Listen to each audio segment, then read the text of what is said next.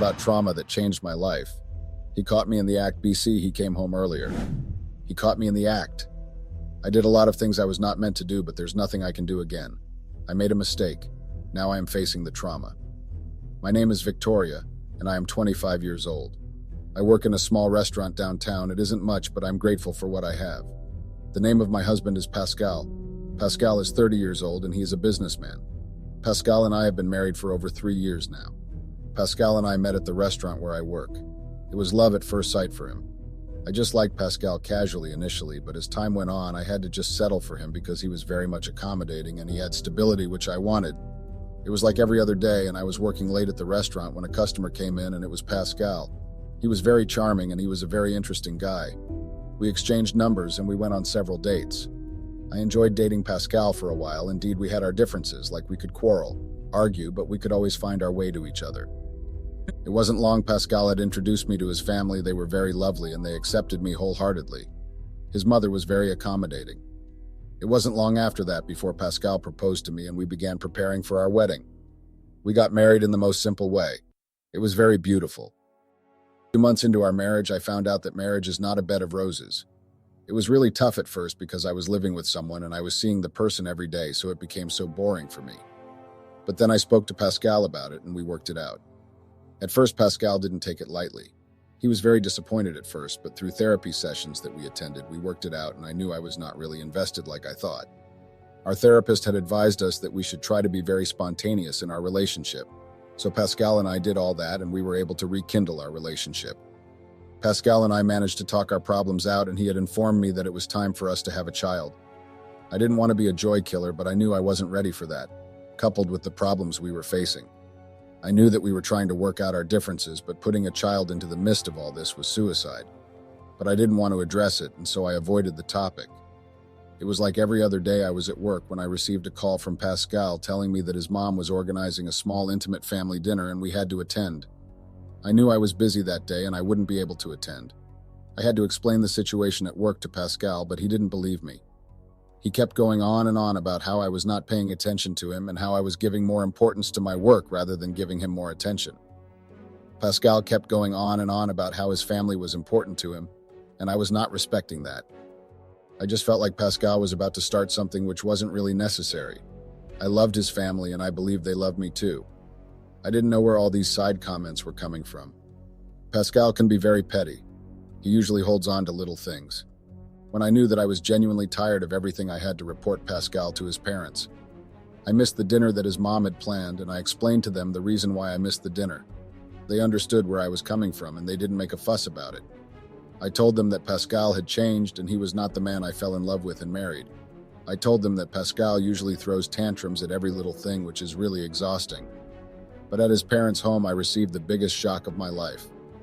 Pascal used my words against me. Pascal had left me out to dry by telling his parents that I was the problem because he had wanted children, and I was not ready to have them. Pascal threw me completely under the bus, and it wasn't fair. I thought that was our own problem that we were supposed to discuss on our own without bringing in a third party. I didn't know how to feel at that moment. His parents and his siblings began seeing me very differently. It was as if I was the one who was holding their family's happiness. But I knew within my heart I wasn't going to bring a child into the mist. Where both parents had unresolved issues, definitely the child is going to suffer for it. After that day at Pascal's home, his family had pushed me aside, but I knew that I didn't really care. I moved on with my life and I was just going about my work and my business.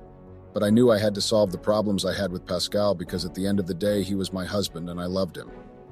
I was able to sit down with Pascal one faithful day, and I convinced him that we were going to have children one way or the other, but not right at that moment because we needed to plan things and put certain things in order. Pascal's business at that point was not doing well, and so I told him that we needed to put in extra work in order to have a good future for our child. He saw reasons with me and he agreed to it. And I actually saw the changes in Pascal. He began to look for more work because his own business wasn't really moving. I was somehow happy because I felt like finally my husband, who I had dated, was back to me. I knew it was a step in the right direction, even if I knew I was deceiving him then. I was really ready to have a child, but if this lie I was telling could bring the Pascal I knew once before, I was fine with it. Pascal and I did a lot of activities together. We went on dates, and he made me happy in a lot of ways. Pascal was invited to a colleague's wedding anniversary party, and he decided to take me along. It was a nice party. We danced at the party. I got to meet some of his friends who are close to him, and they received me so nicely. I got to mingle at the party. I met some amazing group of girls there. We immediately clicked and we became friends. We planned to meet up after the party, and we did. We met up at a nice place and we talked about a lot of things. They were all radiating positive energy, which I somehow needed at that point. We talked about everything. The one I was very close to was Esther. Esther was very easygoing, very loud, and very beautiful. It was really nice to get to know her. At that point, she was already my best friend. I felt like she understood me, and I also understood her. I had finally found someone I could speak to, because there are days I want to just rant to someone in order for me to be relieved. I was happy because Esther was already my friend. She was just a funny soul. It was like every other day, and I was trying to get hold of Pascal because he had traveled for work and he was out of town. When I got hold of him, we talked for some time, and I got ready for work. On getting there, I found out that there had been a fire outbreak at the restaurant, and immediately I became very exhausted. This restaurant had been able to put food on my table ever since I was in college, and the old couple that had the restaurant meant a lot to me. I went home and I began to cry because I knew that I had lost my job and there was no hope of getting another one. I immediately tried to reach Pascal, but it was not connecting, and I decided to call Esther. She came as soon as she could, and I was very happy because she gave me a lot of comfort. She was able to cheer me up, and I was somehow relieved. I trusted Esther to make me laugh. It wasn't long when Pascal had called me. I explained everything to him, and he also comforted me, telling me he was going to come very soon so he could be with me. Weeks after the incident, when Pascal had returned, he told me that he was going to look for another job for me, but I had already started looking for another job. I didn't want to depend on my husband for anything, and I knew that he was happy about that. He wanted me to just stay home and be a housewife. So when he told me he had been looking for a job for me, I didn't really believe him. With the help of Esther, I was able to get another job. The pay wasn't much, but it was definitely okay. At least I wasn't going to be just staying at home. I decided to go see the old couple that owned the restaurant that got burnt, and I sympathized with them because somehow they had become my family. A few months later, I was already settling into my new job. It was going smoothly, and Esther had told me she wanted to take me and my husband to dinner. I accepted the invitation and I told Pascal about it. He had never met Esther, but I had told him a lot about her. I introduced them on that day and we got right into ordering our food. I excused myself to go to the restroom when I bumped into a guy coming out with more. We opened the restaurant and it was very beautiful. People loved our food and they kept tripping. Overall, it was really good. Money was coming in and Elijah was very happy. He gave me a huge salary and a good bonus. I was really grateful because it looked like a dream come true. A few weeks after the opening, Elijah had told me he wanted to take me out to celebrate because I had brought more money for him through the branch I was heading to. I was also very happy because everything about me changed completely. I could afford anything I wanted, and it looked like my husband wasn't happy for me. He was always so cold to me anytime I was discussing work or anything related to Elijah. He could always say he was not interested. And when I told him about the dinner that Elijah had invited me to, he became very angry, and I didn't really care because it was my turn to shine and I wasn't going to let anyone dim it. I got ready and I left for dinner. I came outside and there was a car waiting for me. I felt so happy and I left for the dinner. Elijah and I met up and I told him how grateful I was for the pampering, and he told me it was nothing. We had a lovely dinner, the food was nice and the ambience was wonderful. A few minutes into the dinner, Elijah kept moving in a certain way that I didn't understand. He was very gentle with me and I brushed it off because he had told my husband that he didn't see me as anything more than just a friend. I went home that day and I didn't find Pascal at home. I called his phone, but it was unreachable. I became worried because it was unlike him to switch off his phone. I decided not to panic, and so I called Esther to talk to her about how I spent my evening. She had told me how happy she was for me and how jealous of all the fun I was having without her. Esther had traveled for the weekend to go see her mom. The next day, Pascal came home smelling like cheap perfume and alcohol. I asked him where he had been all night, and he told me it wasn't any of my business. I didn't know when I started crying because I knew he had cheated on me, because I knew deep in my gut. I didn't know where I had gone wrong to be treated in such a way by my husband. That day, I went to work feeling so low. I decided not to let that weigh me down, and I went so hard at work. I occupied my mind till it was time for lunch when I received a bundle of flowers from someone.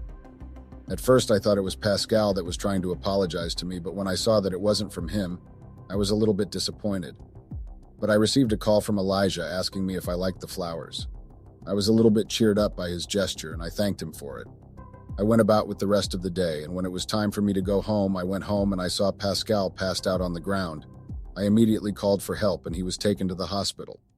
I was very worried about him. A few hours later, the doctor had told me it was an alcohol overdose and he should stay away from alcohol for some time. The Pascal family came as soon as they could, and I explained everything to them too. We were all waiting for him to regain consciousness. I was exhausted from work, but I had no choice but to stay at the hospital overnight. I called Elijah and told him about what was happening and that I was going to take some time off to take care of him. He agreed, and I found one of my assistants to take care of the restaurant before I resumed. A couple of hours later, Pascal woke up and the doctors checked on him and they said he was okay to go home. They asked me to take very good care of him and that he should stay off alcohol for some time. We went home and I had to have a sit-down talk with Pascal and his parents. They asked him the reason why he had resulted in drinking. He said that his business was doing well and that he was very broke. I had to explain to him that that shouldn't give him the right to drink himself to death. But he wouldn't even listen to me and his parents weren't helpful, so I excused myself. The next day I had a conversation with him that I was able to convince Elijah to give him a push in the right direction, and he was going to get the job, but he said I shouldn't do anything like that, and that he was not going to accept anything from Elijah. He got angry and walked out of the house. I decided that I was going to invite Elijah over in order for him to talk sense into Pascal, but as I was trying to reach him, it wasn't going through. After a few hours, he called me and he told me he was free and he could show up to my house in the evening. I kept on waiting for Pascal, but he didn't show. Out of frustration, I decided to have a few drinks. Elijah came over and I explained everything that had been happening to him and how my husband needed help. He agreed to help Pascal and I was happy. Far into our conversation, I discovered that I was already tipsy. One thing left to another and Elijah and I kissed. It escalated from that to us ending up on the bed. I was so lost in what we were doing that I didn't know that Pascal had walked in. Pascal dragged Elijah and they both started fighting. I started screaming and calling our neighbors for help. The fight ended up with Pascal severely injured. I tried to help him, but he refused my help. Pascal asked me to leave the house because he needed space, and I respected his decision and I left with Elijah. Pascal can be very destructive if he is angry as we were leaving. I could hear him destroying things and I immediately felt bad. I did want to think about my marriage at that point because I knew it was a lot to take in at once. I asked Elijah if he genuinely had feelings for me and he said he did. The next day I went about my work in the restaurant. Elijah was kind enough to open the doors of his house to me. I was planning that by the end of work I could go back home to get a few of my things. I got there and I met Pascal's family there and they were all insulting about how I was very cheap and all. I tried to get to Pascal in order for me to speak with him, but they wouldn't let me. It was all too exhausting, and so I decided I was going to have a conversation with him if he was alone. A few days later, I received a package, and inside were my divorce papers. I didn't know where I started crying. I tried to call Pascal, and when he picked, he threatened me on how he was going to make my life very miserable. He had told me he was going to make me regret ever cheating on him. I told him that I didn't mean to cheat and that it was all a mistake, but he ignored me and he switched off his phone. I went to Elijah's house that day and I cried like never before. My foolishness had made me lose my marriage. I started to regret all the wrong decisions I made regarding my relationship and marriage to Pascal. The following day, I went to our house and I was told that the house had already been sold. I called Pascal, but he ignored my calls. I was able to track him down to his family house, and at that place I begged Pascal to please reconsider and also for us to work out our differences. But all my pleadings went to deaf ears. I went back to Elijah's house telling him I was already tired of crying and that it was time for me to sign the divorce papers and never look back. I got a lawyer and he went through it and we discovered that Pascal was planning to take everything we built all for himself. The house we bought he sold without telling me, and now all the properties we acquired together he took everything for himself, and he left me nothing. I told my lawyers that I was not ready to fight any divorce. I signed the papers and I was done with Pascal and his baggage and I was freed. I moved on from him and I concentrated on expanding my restaurant business, which was growing with the help of Elijah. Update. Hello guys, so I was able to leave the marriage without anything. Everything I ever worked for Pascal claimed it was all his and he didn't leave anything to me.